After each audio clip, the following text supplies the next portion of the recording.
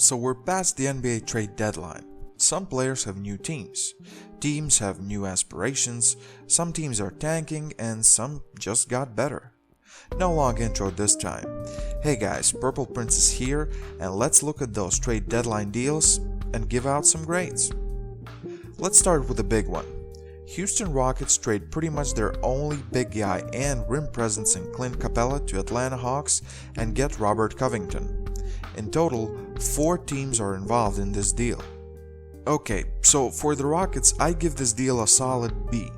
I'm not a super fan of this deal as I think they will sorely miss that rim presence in the playoffs, but I get what they want to achieve. They want to outshoot you, and Covington is definitely a better fit for that. Covington is a very good defender and shooter, which he didn't really show for Minnesota. I know the pick they gave away will not be high, but it's a lot considering you were giving away a really good center. So all in all, for the Rockets, it's a B from me. For the Hawks, it's an A. They get that defensive presence alongside Trae Young. He should be fitting there so well, and should get a lot of rebounds. Nene will probably be dropped, but considering they really didn't give away any important, even rotational players, this is a very good trade for the Hawks. Timberwolves, I give it a B-. Covington wasn't the best version of himself for the Wolves, and Minnesota didn't really get back a haul for him. That pick might turn out into something good, and it might not. Juan Hernan Gomez is an okay player, so is Evan Turner. They might have given up the best player in this trade to another team, and he was on a good contract. Nuggets, a clear-cut A. Why? They gave away players that would be gone anyway, and they got some good rotational pieces to make their team deeper.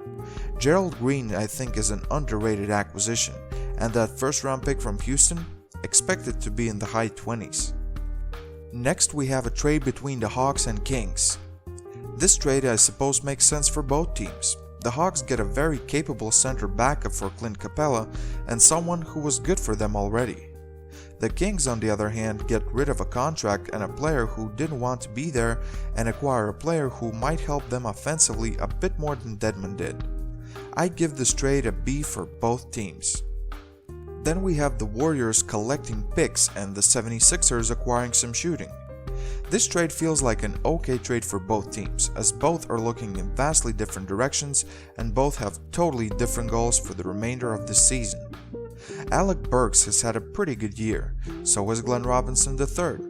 Their stats obviously are a bit inflated considering all the injuries Warriors have had, but nonetheless, if you can get 2 15-point per game scorers for 3 second-round picks, I think it's a good deal. And the same goes for Warriors. Usually, I wouldn't be excited for second-round picks, but for a team like the Warriors, they can prove to be useful. Just look at their draft history. This year, they got Eric Pascal in the second round, and 8 years ago, they got Draymond Green. I'd give a B+ grade to Philadelphia and a B grade to the Warriors. Let's go to another shocking move. The Miami Heat get Andre Iguodala and give up on Justice Winslow. This move is shocking because for the whole first part of the season, all we heard was how one of the LA teams will land Andre Iguodala. Yet the team that landed him was the Miami Heat. The big winner here I think is Memphis.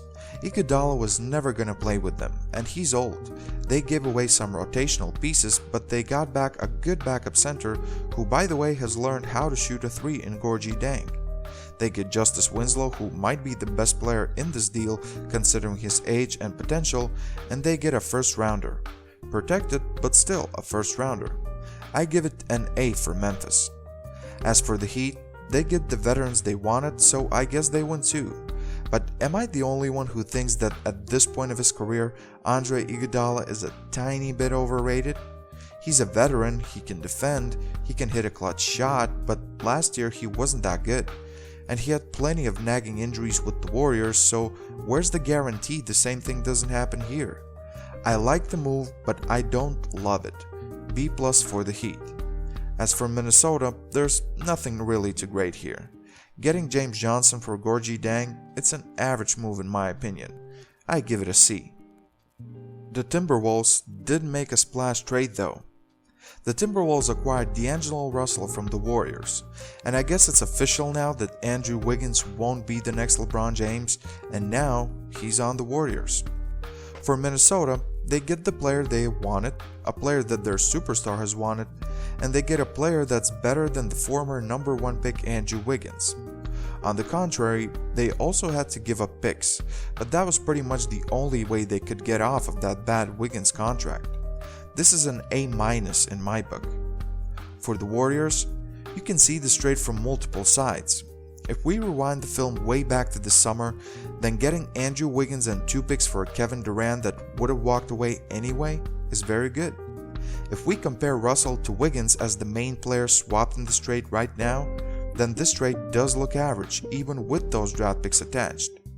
But then you remember that Russell probably wasn't the long-term answer anyway, and Wiggins is still young, and who knows, maybe he can become a very good player for the Warriors as he will be in a different system, a different environment.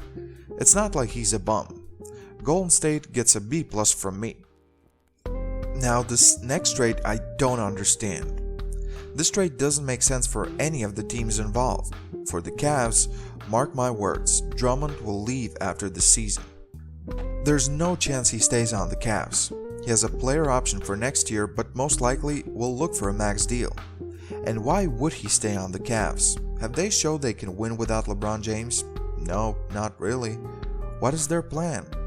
Getting Andre Drummond for 2 so-so players and a second-round pick would get an A all day, every day. But for the Cavs, in this situation, most likely it's just a rental, and they're not competing for anything. Maybe there's something I don't know, maybe they can keep Drummond, pair him with Kevin Love and make the playoffs next year. I don't know, but for now, it's a C move. As for the Pistons, they probably didn't want to pay Drummond as he's not a needle mover, but he's the best rebounder in the league by a notable margin, and before the season you knew he could leave. They might have hoped that Blake Griffin will be healthy and they can make a push, but come on, they were never championship contenders. This move was a desperate one, just to get something for a player they were gonna lose, and since they couldn't figure out all of this sooner, this is a big fat D for them. D for Drummond. And the last sort of big move was the LA Clippers getting Marcus Morris.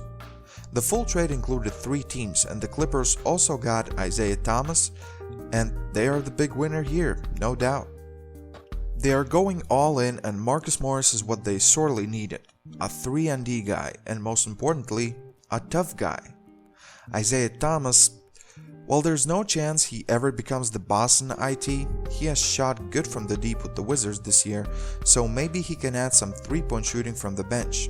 The Clippers get an A from me. The Knicks, it's hard to say anything good about an organization that's done so much bad, but in this case, it made sense. They weren't winning, they were paying big dollars, and they got 2 draft picks, which can always be an asset, even for the Knicks. This is a B+ trade for them. As for the Wizards, they get a young player in return for a player they wouldn't retain anyways. I give that a B grade. So these were the biggest moves of this year's NBA trade deadline and how I saw them. Which move is the best one in your opinion, and who are the biggest winners and losers from the trade deadline? Please leave a comment with your grades down below. Don't forget to like the video, share it, and press subscribe button as that does help my channel grow. Thank you very much for watching. This was Purple Prince, and I'm out.